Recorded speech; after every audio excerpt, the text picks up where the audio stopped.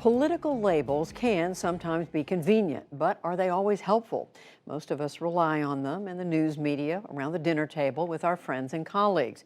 Trying to understand our country politically, we reach for shorthand: red versus blue, rich versus poor. Now the question is raised, what if we put an end to some of these binary descriptions?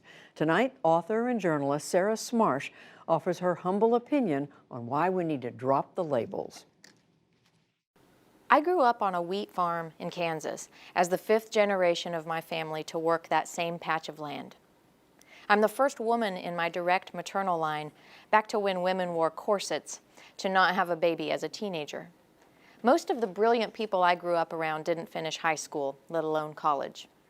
Their life outcomes, I assure you, had far more to do with powerful forces like policy and culture than with individual merit.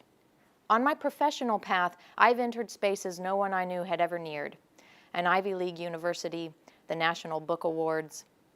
I now have a foot in two different worlds, allowing me to call BS on stories claiming they contain two innately different kinds of people. My work as a journalist and my day-to-day life in Kansas tell me that most folks, not all, but most, want a fair and decent society.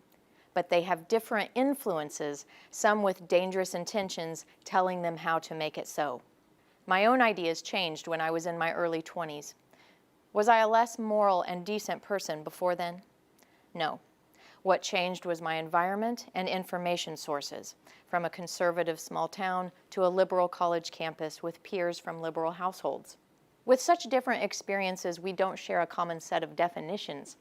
Some women, for instance, have been taught to reject the word feminist even as they exemplify feminism every day, taking no flack, being the breadwinners of their households.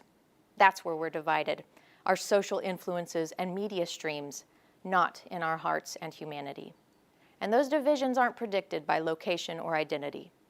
Judging by state election outcomes, about 40% of Americans vote for the party that loses where they live.